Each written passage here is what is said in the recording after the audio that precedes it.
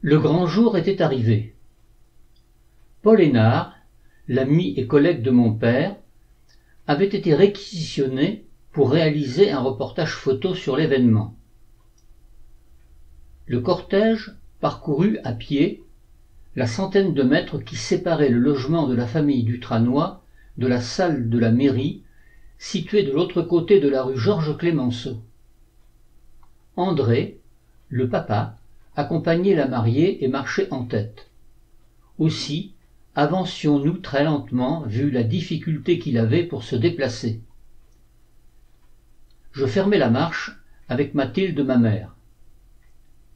J'avais choisi Alain Vouillon comme témoin de mon mariage.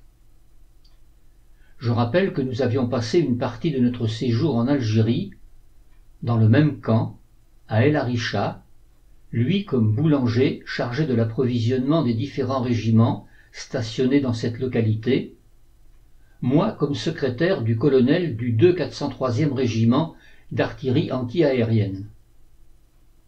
De son côté, Joliane avait choisi sa camarade Françoise, dont j'avais fait la connaissance en février au bal des Fleurs.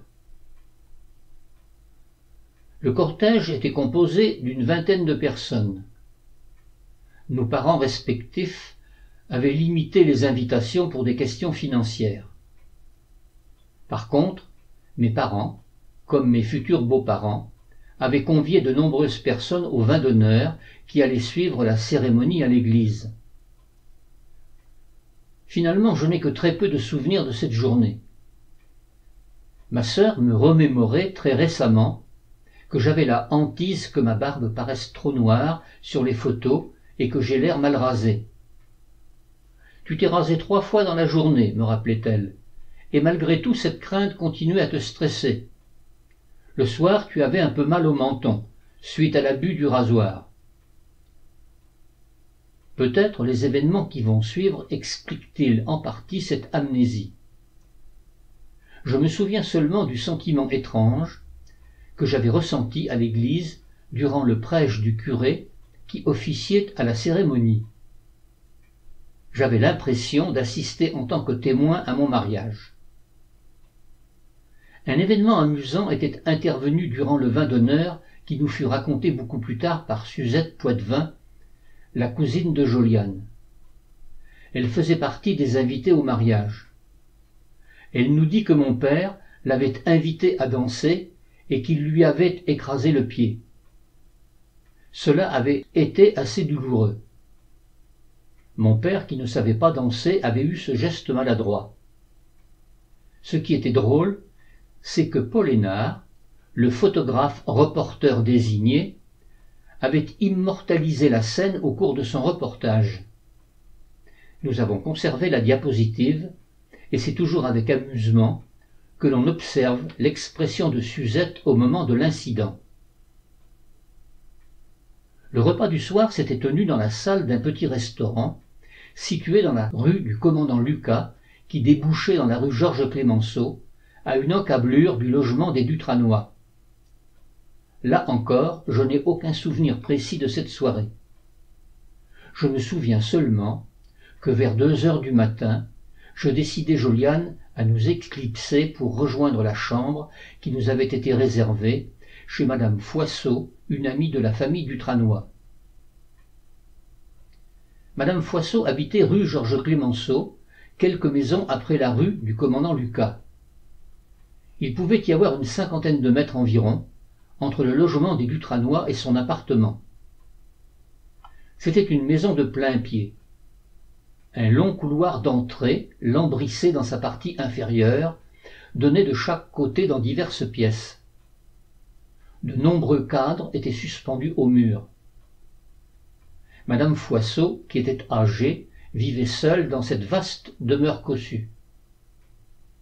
La chambre qui nous avait été allouée se trouvait juste à côté d'une grande et luxueuse salle de bain. Nous avions visité la maison la veille afin de nous familiariser avec les lieux. La propriétaire de la maison nous avait confié les clés afin que nous puissions rejoindre notre chambre sans la déranger. Nous ne savions pas si les invités de la noce avaient prévu une quelconque animation le matin au réveil. Nous savions que, dans certains mariages, les jeunes prévoyaient de venir réveiller les mariés en leur apportant la soupe à l'oignon. Au petit matin, rien ne s'était passé. La maison où nous avions dormi était étrangement calme. Joliane s'aperçut qu'il lui manquait quelques articles de toilette dont elle allait avoir besoin pour se préparer avant d'aller rejoindre les autres invités à la maison de ses parents. Elle me demanda d'aller les chercher. En attendant, elle rejoindrait la salle de bain et en profiterait pour se faire couler un bon bain. À mon arrivée au 99 de la rue Georges Clemenceau, je fus surpris de constater une activité inhabituelle dès mon entrée dans le magasin. Les personnes présentes, toutes de la noce la veille, avaient des mines défaites. Je trouvai ma belle-mère en pleurs. Mon cousin, Michel Sozo, m'attira à l'écart et me fit part du drame qui s'était déroulé en fin de nuit.